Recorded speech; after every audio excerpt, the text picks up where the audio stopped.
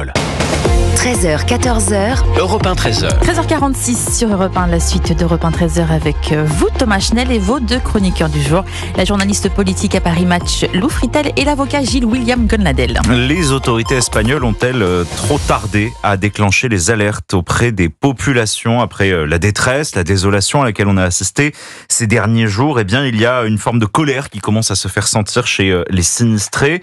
L'alerte météo avait été lancée, mais le gouvernement régional ne l'a pas relayée. Alors, est-ce qu'il y a eu des fautes commises, ou Lou Fritel, est-ce que les Espagnols doivent désormais apprendre la culture du risque comme les Japonais l'apprennent en ce qui concerne les séismes? Et on est en train de tous l'apprendre à des degrés divers. Je me souviens par exemple de l'Australie qui avait subi des feux de forêt absolument délirants, et au même moment plus 50 degrés chez eux et moins 50 à New York. Enfin vraiment des choses qui s'extrémisent de façon très visible.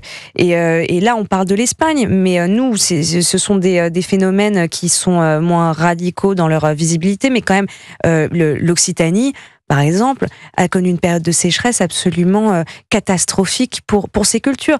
On a eu combien d'inondations cette année dans le Pas-de-Calais, ailleurs, en Bretagne, la tempête démentielle qu'on a eue l'hiver dernier.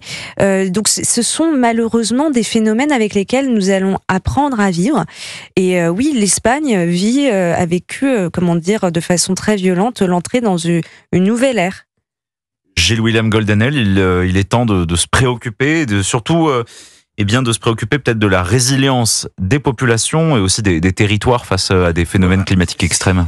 Si je peux me permettre, les catastrophes comme celle à laquelle nous avons assisté, elles existent depuis que le monde existe. Il y a 50 ans en Espagne, 50 ans, à une époque où on ne parlait pas de changement ou de dérèglement climatique, il y a eu exactement le même phénomène de gouttes froides.